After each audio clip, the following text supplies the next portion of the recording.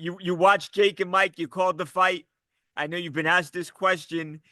It's been a few years since we saw you in that ring, Roy. Did that? I don't know. That cause any of an itch to get back in there and fight even one more time? But it makes you want to just go in there at least just test Jake Paul's chin. He got a good punch. I know he capable of putting anybody out. But I don't think Mike checked his chin at all. So I wouldn't mind just having a shot to see could I get to his chin to test his chin. If he can take the shot, cool. Or if he can catch me before I get to his chin, cool. But I would definitely like a shot to get in there and shoot at his chin. I don't think Mike got the opportunity. Uh, Mike's legs just didn't look good to me from Yeah. round one. I kept saying that, and people didn't understand what I was saying.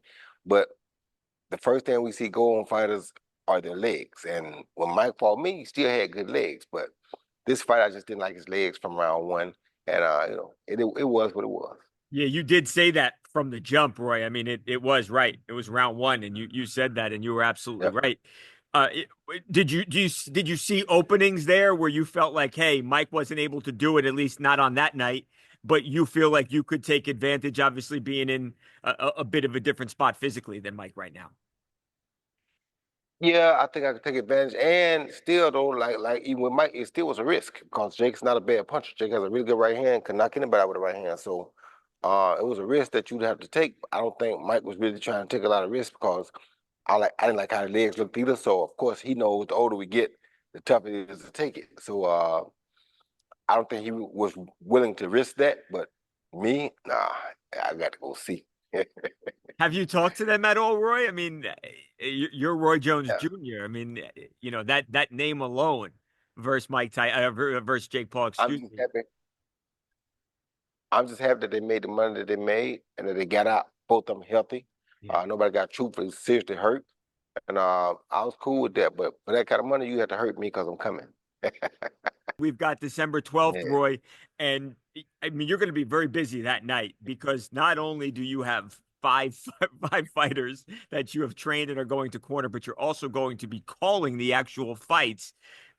Talk to me about this is more work than the fighters have that night, Roy. Talk to me about the event on the 12th. Yeah, it's more work than the fighters have, but because I love boxing so much and I'm such an enthusiast and I love to entertain people so much, I used to think about trying to fight, commentate, and corner the same night before I retired. But I never got an opportunity to do that because people couldn't see outside the box like I see outside the box. But right now, I get opportunity to corner and commentate. So that's gonna be pretty good, and it's so different because you got 5 different guys that you got to commentate while you're cornering.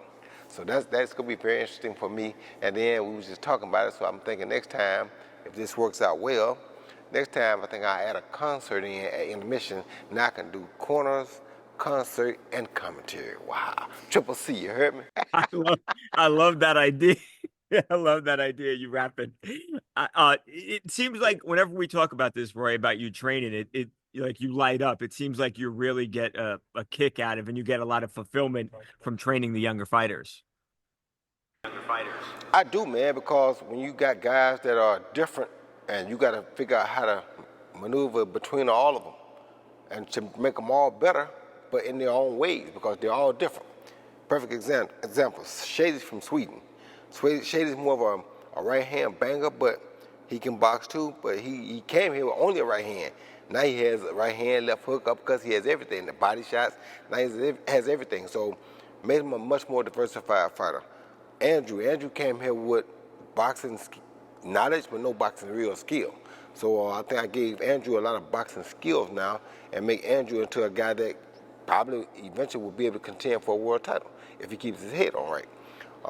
Jalapeno, a guy just got 2 fights ago. This will be my second fight with him. Very complicated little dude who basically been fighting off of instincts his whole life. Never knew how to box, just fought off instincts and reaction time. And was 9-0 fighting off of instincts and reaction time. Now he hadn't fought nobody that was formidable until the last time he fought at Legends Casino, which was the best fight he ever had. He finally fought a guy with a winning record who was a real fighter, and he looked the best he's ever looked. But that was my first training camp with him, so I know that bettered him. Before we got James Wilkins from New York, who is a guy who I think would be a world featherweight champion. He's a very hungry guy. He probably has more experience than most of everybody here, him and Shady. But I think James is the kind of guy that he's an all or nothing type of guy. He's 100% no nonsense, ready to go. And I think the fans are going to like him because when he comes to fight. So that's crunch time. And last but not least, we got little Chris Young, 19-year-old, I think. And Chris just had his first pro fight in October. This will be his second fight. I was going to make this be his first fight, but since I got the opportunity in October to let him go ahead and turn, he went ahead and turned pro. Chris is something very unique because Chris is a mixture. Check this out now. A mixture of Roy Jones and Mike Tyson. Where you get that from? You understand me? Watch where you see him. That's what he's going to be. Well, that's a hell of a compliment. I'm trying to tell you. That's what he is. So everybody has their own little nicks. Wow. And everybody has their own specialties about them. So when you see them all work, they're all different, but they're all very entertaining in their own ways. Roy, you hear a lot of times, not necessarily just with boxing, but you hear people say it can be hard for people who are all-time greats, legends like yourself, to train, to teach, because it's hard to wonder, hey, why can't you do it like I was able to do it? Do you experience any of that just because you were so physically talented and I mean, you do hold such a place in boxing history? Is it hard for you to teach others? It's not hard for me to teach them because I don't go in with the expectations that they're going to be as good as I was at doing it. You understand me? I knew I was different. God built me a totally different way than I'm building them or than they're being built. So a lot of these kids, they come to me later in life. I started when I was 10, getting drilled every day and the same stuff that I teach them now. So, of course, if I start at 10 and they start at 19, 20, how are they going to possibly ever get as good as I was with it? It's probably not going to happen.